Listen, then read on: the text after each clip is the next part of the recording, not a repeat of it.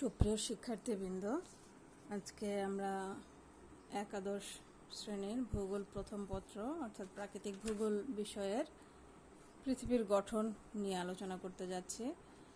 পৃথিবী আভ্যন্তরীণ গঠন তোমাদের ভূগোল সিলেবাসের প্রাকৃতিক ভূগোল বিষয়ের দ্বিতীয় অধ্যায়ে আছে। আমরা আজকে আমি এখন পাওয়ার পয়েন্ট স্লাইডের মাধ্যমে তোমাদেরকে প্রাকৃতিক ভূগোল বিষয়ের বিভিন্ন চিত্রগুলো এবং বিভিন্ন বিষয়াদি উপস্থাপন করার চেষ্টা করছি। তাহলে চলো শুরু করা যাক। পৃথিবীর আভ্যন্তরীণ গঠন।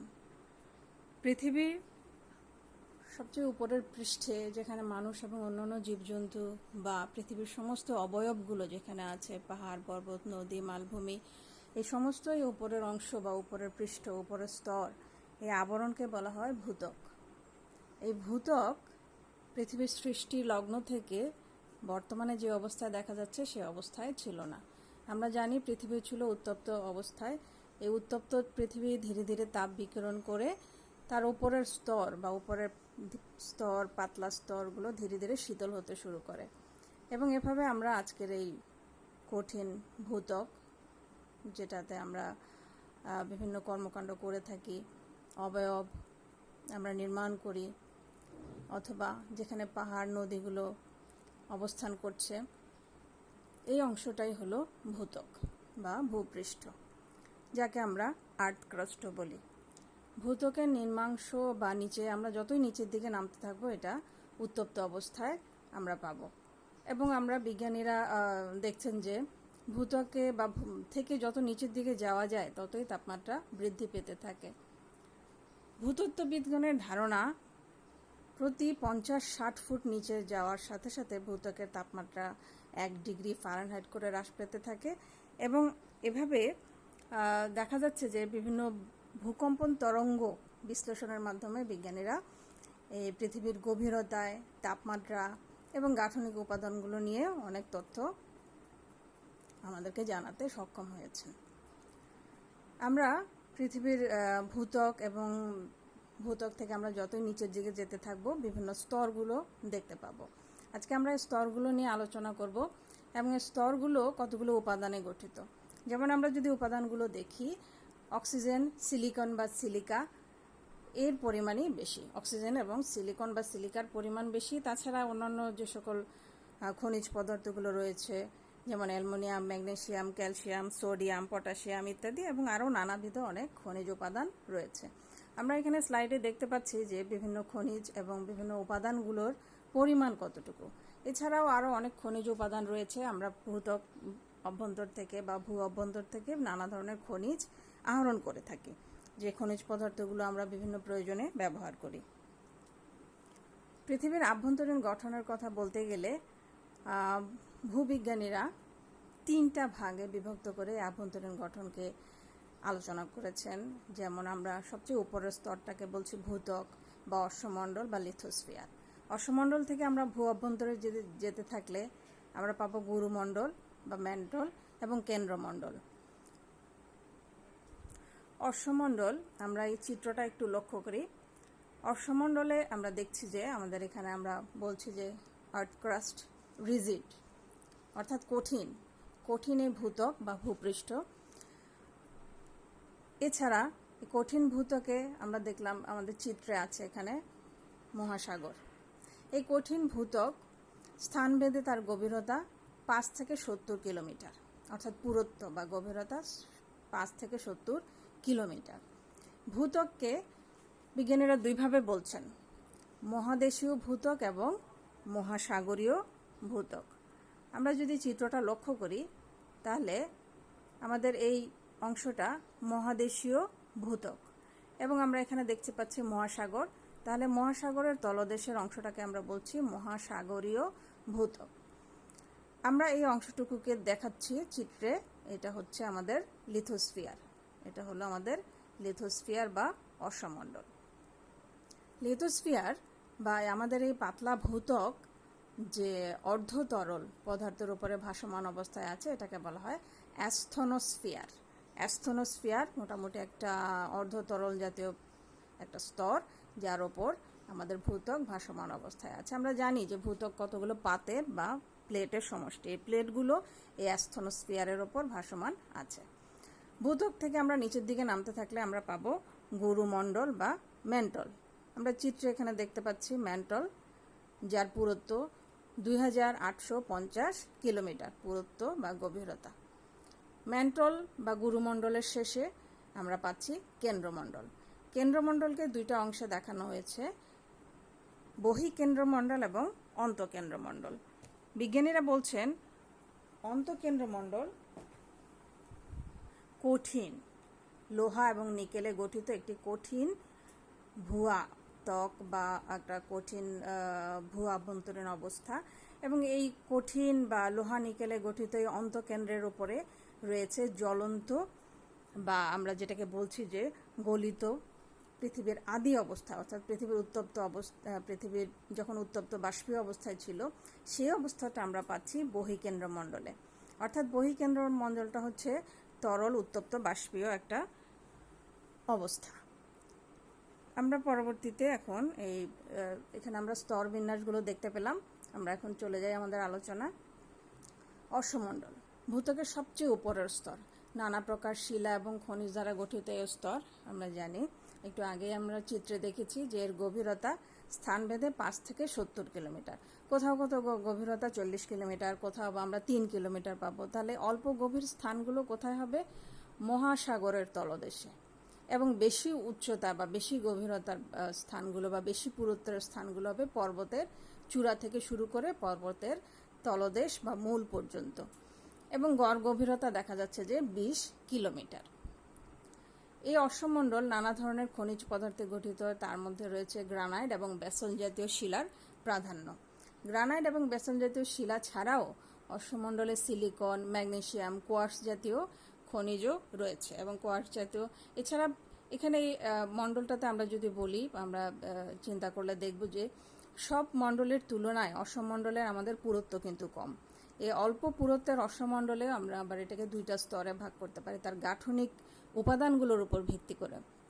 আমরা দেখছি যে silicon, aluminium, magnesium, granite, basalt এই শিলাগুলোর এবং এই কিছু খনিজ এই অশ্বমণ্ডলে প্রাধান্য বিস্তার করছে। সিয়াল এবং সীমা স্তর দুইভাবে আমরা অশ্বমণ্ডলকে যদি দুইটা স্তরে বিভক্ত করি বা দুইটা স্তরে বিন্যস্ত করি, আমরা দেখি সিয়াল স্তর অশ্বমণ্ডলের বাইরের স্তর। গ্রানাইট জাতীয় শিলা দ্বারা গঠিত এই সিয়াল স্তর, এই স্তরে সিলিকন, অ্যালুমিনিয়ামের পরিমাণ বেশি, তাই এটাকে সিয়াল স্তর বলা হয়। সিলিকন এবং অ্যালুমিনিয়ামের পরিমাণ বেশি। আমরা দেখছি যে আমাদের স্লাইডে SI এবং AL, সিলিকনের SI এবং AL অ্যালুমিনিয়াম, এটাকে তাই আমরা একসাথে করে বলছি সিয়াল স্তর। সিয়াল স্তরের নিচে অশ্বমণ্ডলের নিচের অংশ বা আমরা যেটাকে মহাদেশীয় ভূখণ্ড বা মহাসাগরীয় ভূখণ্ডের তলদেশ বলছি, সেই বেসল্ট জাতীয় শিলা দ্বারা গঠিত স্তরটাকে আমরা বলছি সীমা স্তর। এখানে সিলিকন তো অবশ্যই রয়েছে, সিলিকনের সাথে অন্য যে পদার্থটির প্রাধান্য রয়েছে সেটা হচ্ছে ম্যাগনেসিয়ামের পরিমাণ বেশি। পাশে তো সিলিকন অবশ্যই আছে, সিলিকনের সাথে মিশ্রিত অবস্থায় এই ম্যাগনেসিয়ামের স্তরটা আমরা এটাকে বলছি সীমা স্তর। তাহলে সিলিকন এবং ম্যাগনেসিয়ামের প্রাধান্য বিস্তারকারী অশ্বমণ্ডলের দ্বিতীয় স্তর বা তলদেশের বা নিম্নাংশটাকে আমরা বলছি সীমা স্তর। এটা পৃথিবীর অভ্যন্তরভাগে একটা স্তরগুলোর আমরা চিত্রে দেখতে পাচ্ছি। আমাদের পৃথিবীটা যদি এরকম হয় দেখতে, তাহলে তার কেন্দ্র, আমরা এই যে আমাদের চিত্রে কেন্দ্র দেখতে পাচ্ছি পৃথিবীর, ইনার কোর বা অন্তঃকেন্দ্র। ইনার কোরটা কঠিন অবস্থায় আছে, কঠিন একটা অংশ, যার একটা কঠিন ধাতব গোলক যদি আমরা একটা চিন্তা করি, লোহা এবং নিকেল গঠিত একটা কঠিন ধাতব গোলক। এই অন্তঃকেন্দ্রের বাইরের স্তরটা যেটা কঠিন ধাতব গোলকের চারিদিকে এই উত্তপ্ত বাষ্পীয় এবং নানা ধরনের তেজস্ক্রিয় পদার্থ যেমন রেডিয়াম, থোরিয়াম, ইউরেনিয়াম, এই বিভিন্ন ধরনের তেজস্ক্রিয় পদার্থে গঠিত এই উত্তপ্ত গলিত স্তর, যেটাকে বলা হচ্ছে বহিঃকেন্দ্রমণ্ডল।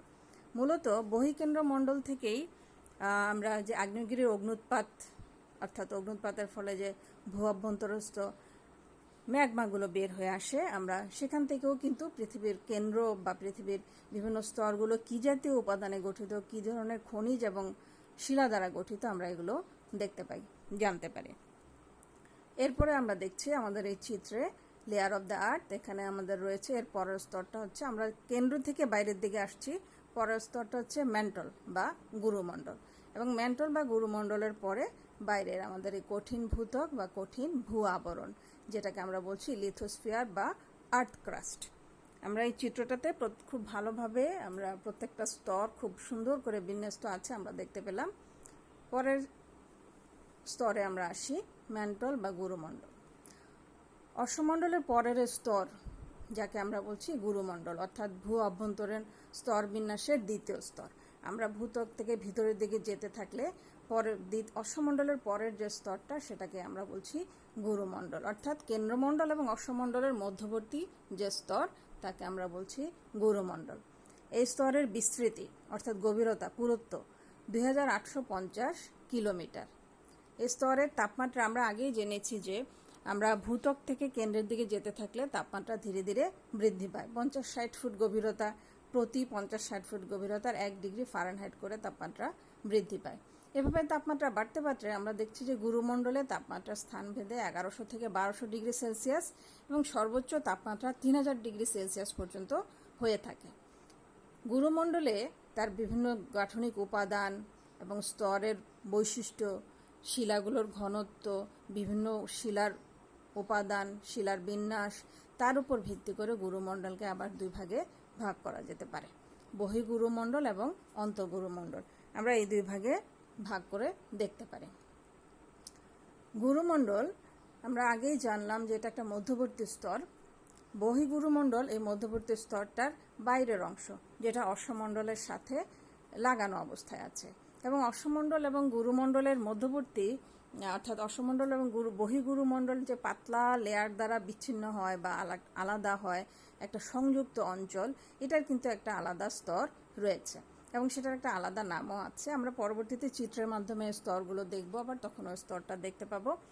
বহিঃগুরুমণ্ডল ক্রোমিয়াম, লোহা, সিলিকন, ম্যাগনেসিয়াম দ্বারা গঠিত স্তরকে আমরা বলছি বহিঃগুরুমণ্ডল। প্রাধান্য বিস্তারকারী যে পদার্থগুলো রয়েছে বহিঃগুরুমণ্ডলে, যেমন ক্রোমিয়াম, লোহা, সিলিকন, এর উপর ভিত্তি করে এই স্তরটার বিজ্ঞানীরা নাম দিয়েছেন ক্রোফেসিমা, অর্থাৎ ক্রোমিয়াম ক্রো, লোহা ফেরাস, সিলিকন সি এবং ম্যাগনেসিয়ামের মা, ক্রোফেসিমা। তাহলে ক্রোফেসিমা স্তর বলতে আমরা বুঝতে পারছি বহিঃগুরুমণ্ডল। এই স্তরটা নমনীয় আগ্নেয়গিরি অগ্নুৎপাত এই স্তর থেকে হয়ে থাকে। আগেই বলেছি যে আগ্নেয়গিরি অগ্নুৎপাত জাত যে পদার্থগুলো আমরা ভূপৃষ্ঠে অগ্নুৎপাতের মাধ্যমে পাই, এই পদার্থগুলো কিন্তু আসছে গুরুমণ্ডল, কেন্দ্রমণ্ডল থেকে।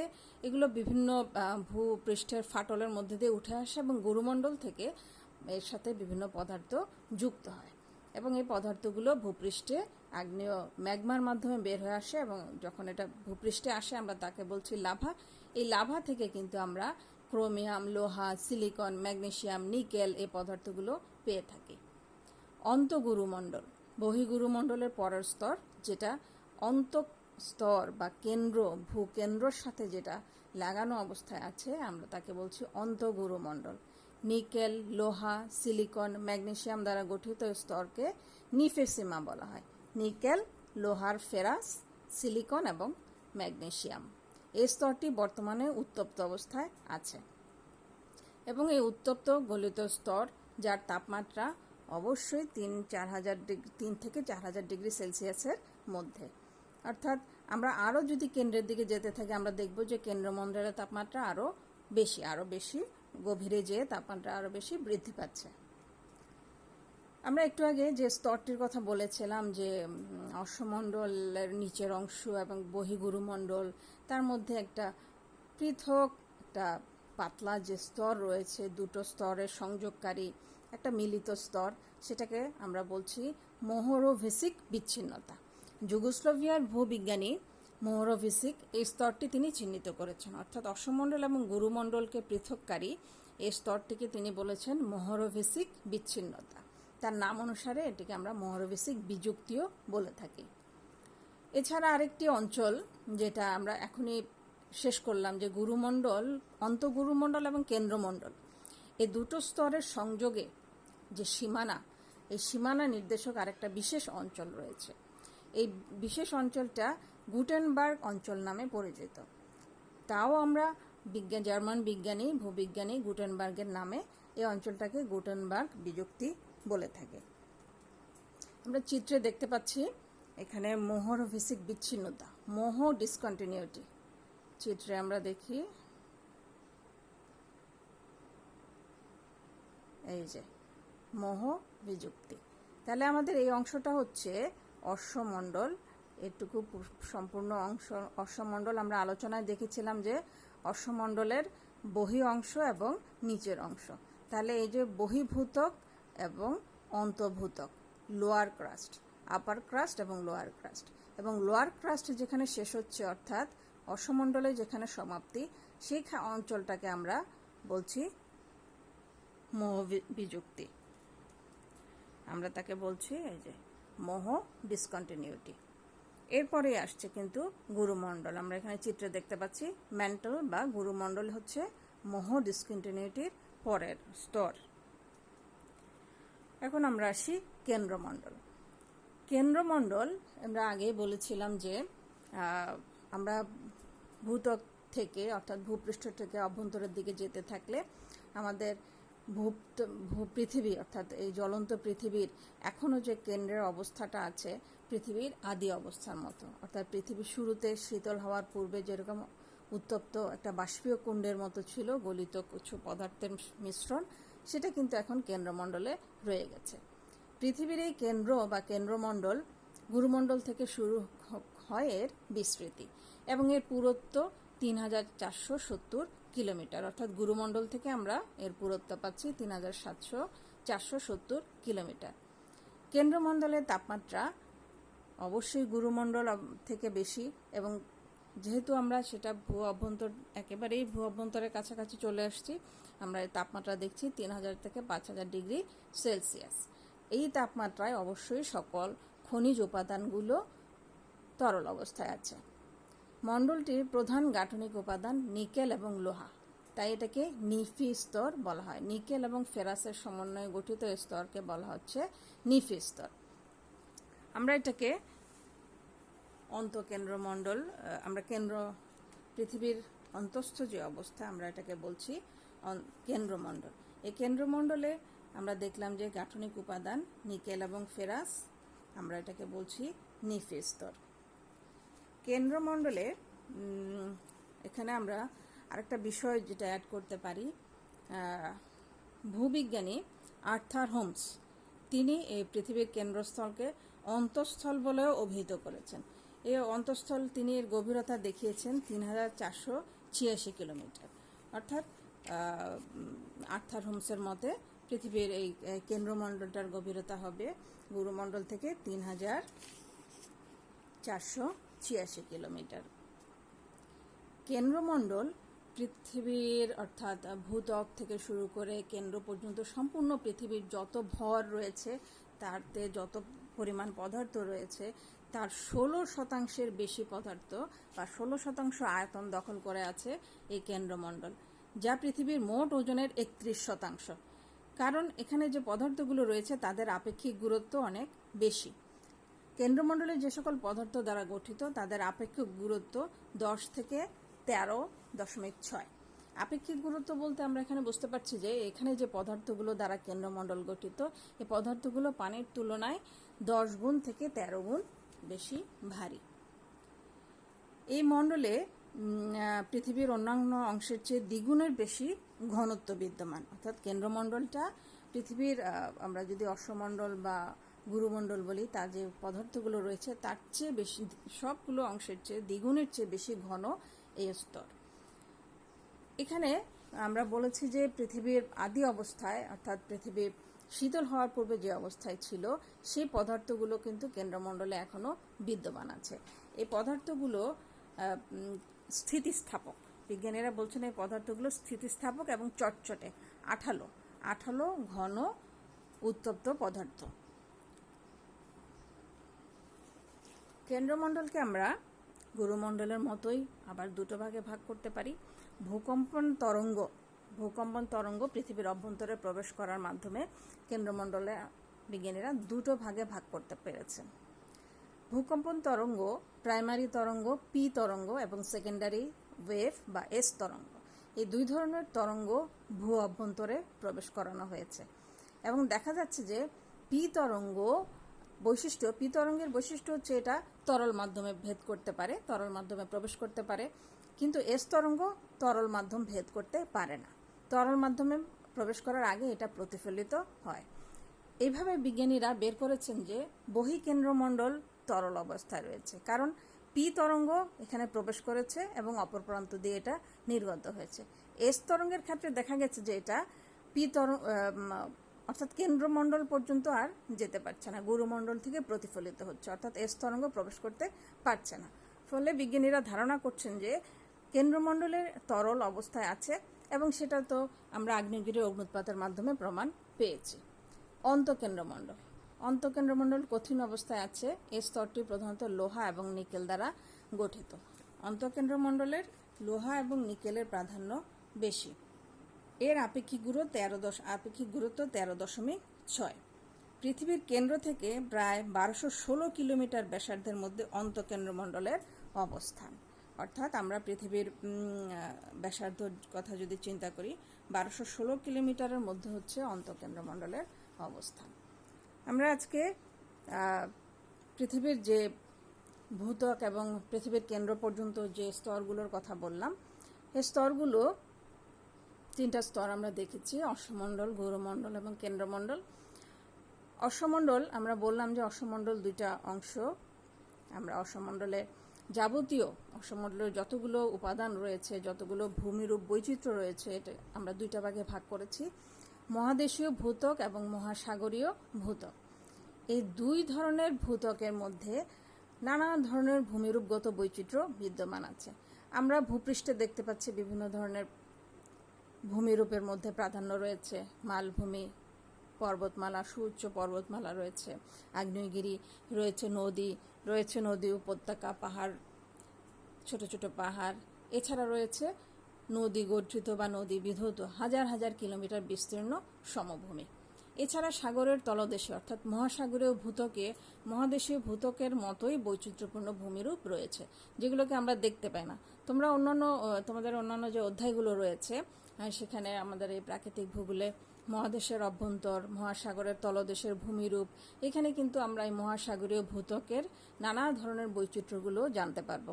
যেমন মহাদেশীয় ভূত্বকে অর্থাৎ মহাসাগরের তলদেশেও রয়েছে মহাদেশীয় অংশের মতো সুউচ্চ পাহাড় রয়েছে, ডুবন্ত দ্বীপ রয়েছে, মহাসাগরের তলদেশে আগ্নেয়গিরি, এবং এই আগ্নেয়গিরির অগ্নুৎপাত থেকে আবার আগ্নেয় দ্বীপও তৈরি হচ্ছে। অনেক আগ্নেয় দ্বীপমালা বিভিন্ন মহাসাগরে গঠিত হয়েছে এই মহাসাগরের তলদেশে যে আগ্নেয়গিরি রয়েছে সেখান থেকে অগ্নুৎপাতের মাধ্যমে। আজকে আমরা